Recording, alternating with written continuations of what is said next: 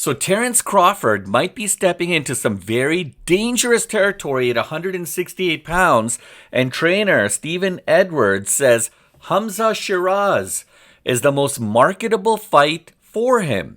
Now, is that a smart move or is that the beginning of the end for Bud?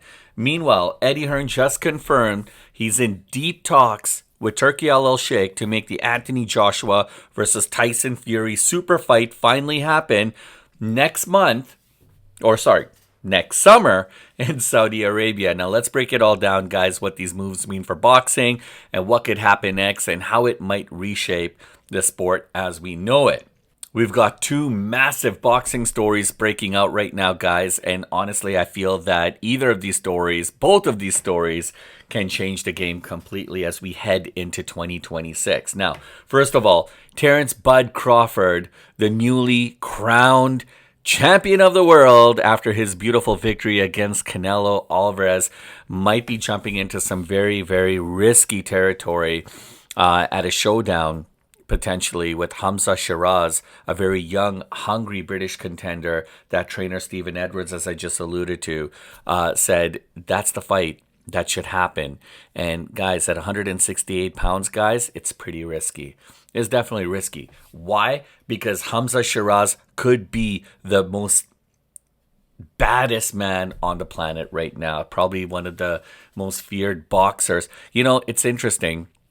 A lot of people might not be giving Hamzah Sheeraz credit where credit is due. But I'll get into that here in just a little bit, guys. And now we also got Anthony Joshua versus Tyson Fury, a super fight that might finally look like it's actually becoming more like reality. It might be coming to fruition, and it's going to happen all next summer. And guess what else is going to happen next summer, guys? That UFC Fight Night at the White House. There's so many big events that are happening, guys. It's going to be absolutely crazy. So let's break it all down, guys. And because if these fights happen, boxing's about to get pretty crazy. All right, guys. Welcome back to Duality 7X. I'm your host, Sheeraz, and here on the channel, we talk everything about combat sports, MMA, UFC, the WWE, and of course, boxing. So if you're new here, please smash the like and subscribe and turn on the notifications so you guys never miss a beat. All right, so let's get into this breakdown. Now, let's talk about Terence Crawford versus Hamzah Sheeraz. Now, you guys all know that recently, Canelo's going to be a little bit sidelined because of an elbow surgery that he has to get done. And that's going to potentially put Canelo out of commission for just a little while. And so now when we're talking about Terence Crawford, and, you know, there's a lot of good fighters, guys. Bivol, there's Benavidez. There's so many good fighters that could potentially take that spot for another matchup for Terence Crawford. But what about Hamzah Sheeraz? All right. Now, UK fans are going to love this. For a lot of people don't realize, but this guy is a serious highlight reel. You know, like he's a walking highlight reel. When I look at it, and a lot of people have been looking at this, I think the fight that's going to make perfect sense would be Terence Crawford versus Hamzah Sheeraz.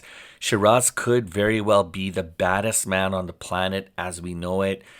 Probably one of the most underrated fighters. I don't think this guy's getting enough credit, especially how he dismantled his opponent in his last match. But look, Steven, and this news is going to get UK fans like just absolutely cheering, right? Because, I mean, who doesn't like Hamzah Sheeraz? I mean, this guy's a walking highlight reel. Now, his trainer, Stephen Edwards, just came out and said that Hamzah Sheeraz is the most marketable opponent for Terence Crawford if he decides to stay at 168. But that could be risky. That could be really risky for Terence Crawford. Now, from a business point of view, this makes total sense. Hamzah's got the UK audience. He's got the youth. He's got the momentum. He's 22-0-1 with 18 KOs. And he's a growing international profile. And what's amazing about this guy, I mean, yeah, he's got the look, he's got the athleticism, he's got the skill. He's probably one of the most talented boxers. And if he continues, and he's evolving, he's growing as well. Every fight that happens, he's learning something new, and he's starting to become a serious contender. A lot of people are taking note of Hamzah Sheeraz, and this could, if you're Terence Crawford and if you're his camp, this could be the fight. This could be a big fight. And if it happens internationally, you know it's going to be big payday, right? So again, 22-0-1 with 18 KOs, absolutely incredible. And Crawford, on the other hand, he's getting up there in age, right? I mean, he's going to be 38. I mean, he's 38 now. I think maybe turning 39. Still undefeated, still elite, top of the echelon, top of his class, but he is kind of slowing down, right? If you look at his fight with Canelo, he wasn't necessarily the Bud that we're used to. I mean, he looked kind of cautious. He was hesitant, like a guy kind of aware of his limits, right? That said, he was fighting Saul Alvarez, and you don't want to miscalculate against a guy like Canelo, because he'll take your air and he'll make you pay for it. He'll take it and he'll twist it sideways and shove it down your throat. This guy, like Canelo Alvarez, he's a machine, and he actually he totally makes people screw up all the time, especially when especially when fighters come in with a strategy. If you watch any of Canelo's like past fights, you see fighters all the time. It looks like they've got this game plan and everything. And when it comes to Canelo, it's so hard to execute any kind of a strategy against this guy. This guy will just totally take your plan, and he'll just, scrunch it all up, and just like a piece of clumped up paper, he'll just toss it to the side, and he'll toss you to the side. When you're competing against guys of his class, his caliber, you have to be 100% on par. You have to bring your A game. You can't afford to make any mistakes, because any mistake could potentially cost you the fight. And in this case, Terence Crawford knew that. He brought his A game. He was 100% composed, and and I'm not going to say he stole the victory. He earned that victory against Canelo. All right? But again, as that age starts to creep up on you, you are kind of aware of your limits, what you're capable of. And, I'm not saying he was a split second slow or anything like that. He looked incredible against his fight against Canelo. But he knew. He knew that there was no room for error in his fight. I mean, just look at Pereira. Pereira's getting up there in age as well, too. I think he's also 38 years old, and he took on a younger Ankalaev, who's, I think, around 33, and he made quick work of him. Within 80 seconds in the first round, he totally dismantled, obliterated Ankalaev, right? And he got his title back.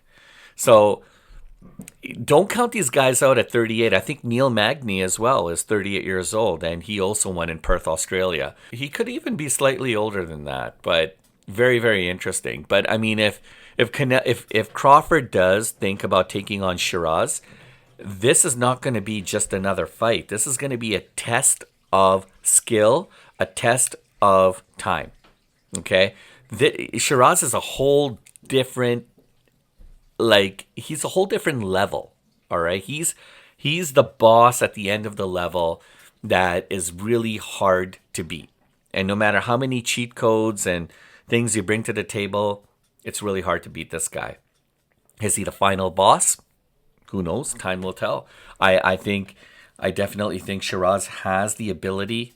He's got the right people in his corner, in his camp, from an operational perspective, from the people that are managing his business, his brand, to his trainers. He's got it down packed, guys. Like, this guy's the real deal. So yeah, I mean, a fight against Sheeraz is really going to have to test Crawford, and Crawford can't take this one lightly. He's going to have to bring everything he did when he fought Canelo to this fight as well, too, because Sheeraz is also one of those guys. He'll make quick work out of your mistakes, and he'll make you regret missing or making any kind of mistakes, right? So now, I mean, this like for Edwards, I mean, Edwards didn't just say this randomly, but he kind of broke this down logically, right? He said Shiraz is the most marketable opponent for Bud right now at 168, right? The UK follows their fighters, and this one makes business sense. Now, he's not wrong. Shiraz is backed by Turki Alalshikh. Okay, he's got growing international appeal, as we just talked about, and fights with like a very fan friendly style. Now here's kind of where it gets tricky, right? Because Crawford would be giving up a little bit of size, power, and speed. Hamzah 6'3". He's got long reach. He's got an incredible jab, and it's powerful as well too. And that's a big contrast to what Bud's kind of used to. I mean, he took on a shorter Saul Alvarez in his last fight. Now imagine fighting a guy who's 6'3", who's got a long reach, and he'll just keep jabbing you, wearing you down. And that's scary. It's scary to fight those kind of guys. It almost reminds me of UFC 320, Khalil Roundtree Jr. He was taking on Yuri Prochaska, and you could totally tell the height difference.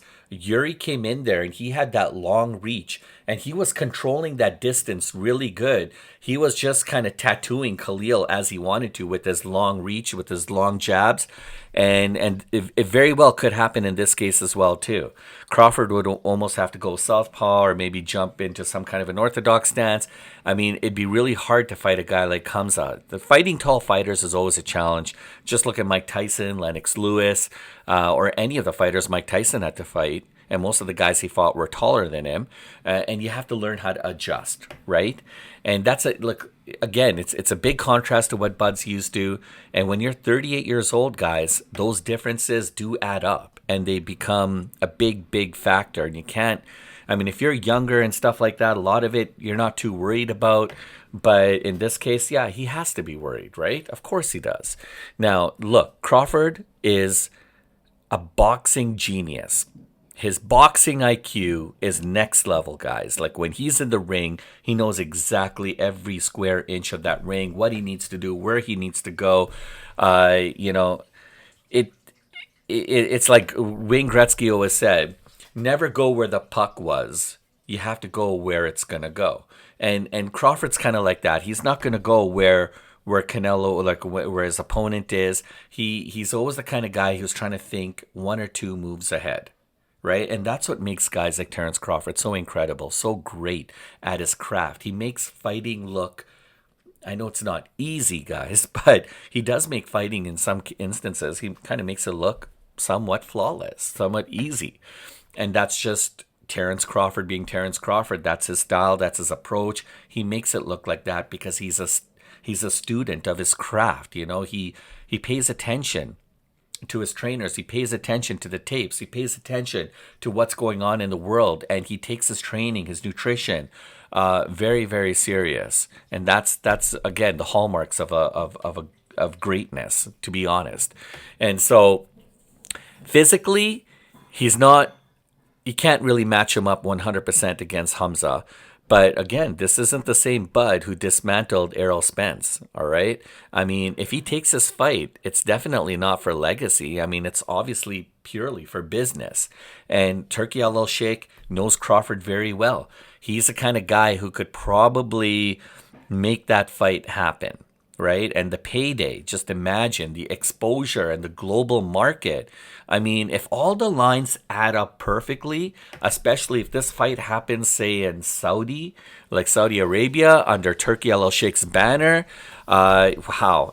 But I mean, if Bud's chasing greatness, then maybe he should avoid Shiraz right now and go after someone like, say, Benavidez or Bivol, as I mentioned earlier. And even though, I mean, come on, guys, let's be real. Those guys would be brutal fights for him right now. All right, they're no pushovers either. So what if this fight happens? What if Crawford manages somehow to beat Shiraz?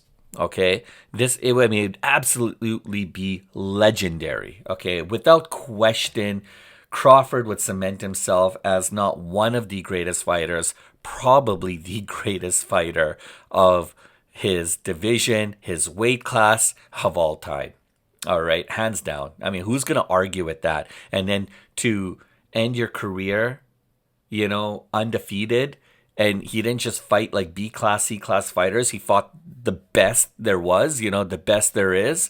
I mean, that tells a lot about a fighter, and that tells a lot about their character, and talks a lot about their legacy as well too, right? So now, I mean, 38 years old, 4 weight divisions, guys. I mean, still talking on the young lions and winning. I mean, that would make him honestly one of the best around, best ever. And it's a possibility, could totally happen, guys. But on the flip side, what if Terence Crawford loses, right? I mean, what would that do to his image? Everything that he's built for himself up until this point. He's a very grounded guy, and legacy is very important to him. He's a businessman, of course, but legacy is absolutely important. He wants to be remembered in history as pound for pound one of the greatest fighters of all time, right? And we've seen it before. Legends hang on sometimes a little too long, right? So I'm curious now, guys. I want to know what you guys think. Should Crawford take this fight for the money, to protect his legacy potentially, or should he walk away on top? Like, drop your thoughts, drop your comments below. I'd love to hear what you guys have to say. Now, let's go to the other story. Anthony Joshua versus Tyson Fury. All right, guys, so let's switch gears here from super middleweight to the heavyweight division, because the Battle of Britain might finally be happening. And again, we're talking about the UK fans buzzing already about the possibility of seeing one of their fan favorites, Hamzah Sheeraz, potentially take on Terence Crawford. And now they're even super buzzing because they're big fans of Anthony Joshua and Tyson Fury, and these guys might be headed towards a super fight showdown. All right, the Battle of Britain might just be upon us, and it might be happening before you know it next summer. And guys, the way this is kind of like panning all out, like these are the super fights. These are the fights that growing up as a fan of the sport, and you would, these kind of discussions would happen all the time, but very few of them would actually come to fruition because there was so much bureaucracy and politics and red tape and all these different governing bodies and regulatory bodies, all competing promoters, and all this, red tape that you have to kind of cut through just to get a fight done. In this case now, fights are happening a lot more quicker, and the game has really, really changed. Now, guys, let's look. We know that Eddie Hearn has just confirmed that he's had positive talks with Turki Alalshikh, and that the long-awaited Anthony Joshua versus Tyson Fury fight could happen next summer. And yeah, look, I know we've heard this before, but this time, guys, it actually feels kind of real. And look, Hearn said something that was really interesting. All right, he's not. Like, Hearns is not negotiating directly with Fury's team anymore.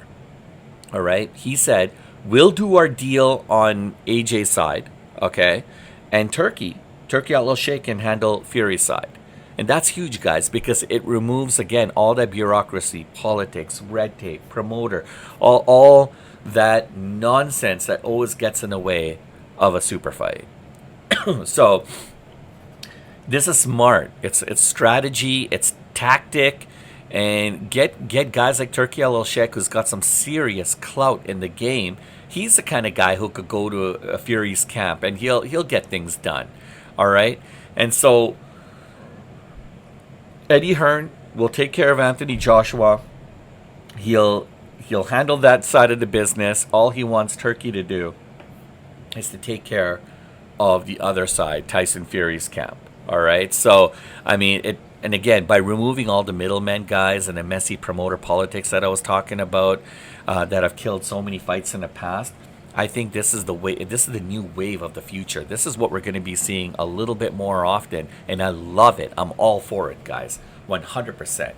All right, so now keep in mind, Joshua is like, he hasn't fought. He hasn't fought since, his loss to Daniel Dubois last year. And that really stung for him.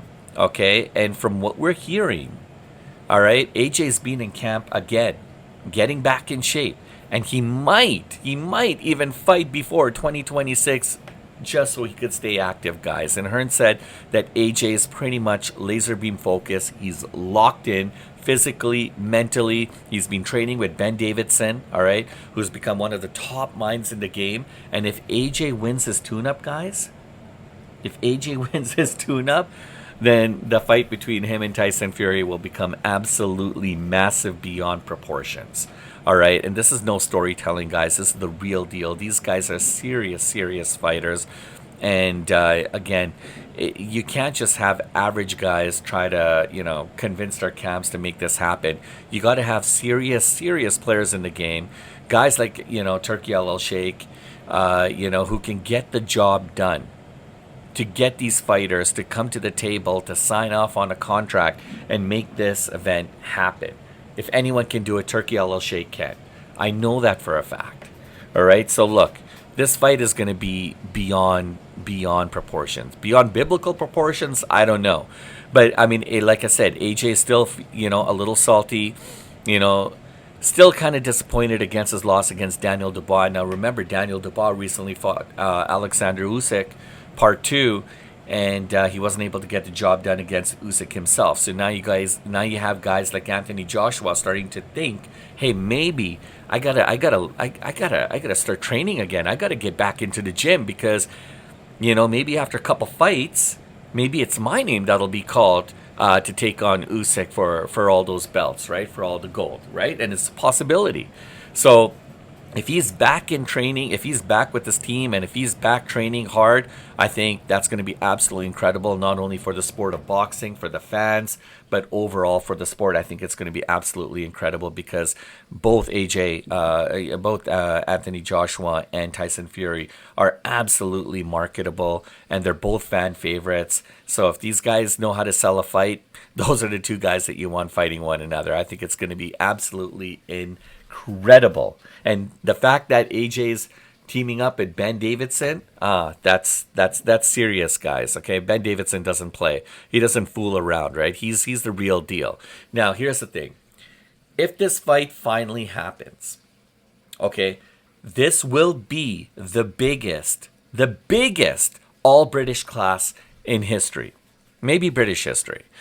Now, Fury is one of those guys. He's so interesting. I mean, he's so unpredictable as a fighter, right? But he's also 37 years old, okay? Father Time's definitely not on his side. But look at Terence Crawford. Look what he did against Canelo Alvarez. Look what Pereira did against Ankalaev. I mean, Tyson Fury, still a baby at the age of 37. The question is, how much does Tyson Fury actually still have left? Right? AJ, meanwhile, is super hungry. I talked about this.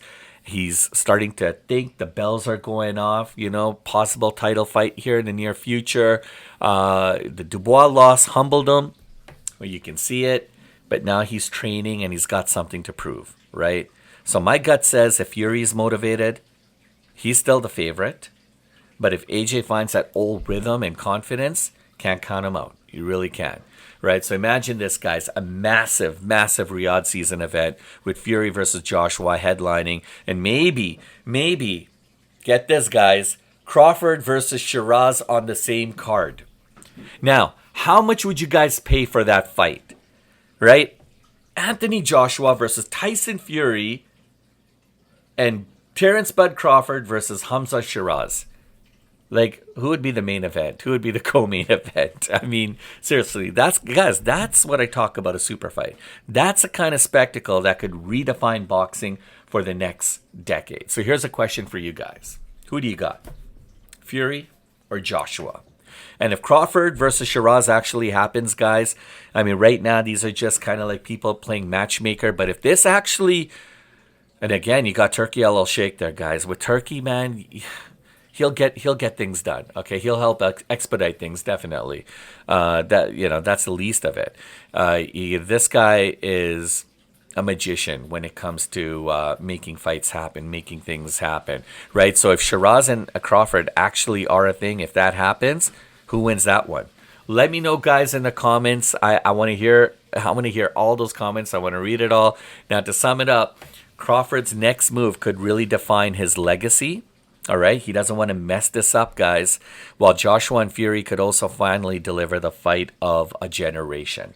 All right, so two massive storylines and two massive shifts in boxing's power structure. Let me know what you think about them down below, guys. I'll be replying to some of the best takes in the comments. And if you enjoyed this breakdown, make sure to hit the like button, subscribe, and join us here on Duality 7X for more fight talk. And look, real takes from across the MMA, UFC, WWE, and boxing. Thanks for watching, guys. I'm Sheeraz, not Hamzah Sheeraz. I'm Sheeraz, the other Sheeraz, and I'll catch you guys on the next one.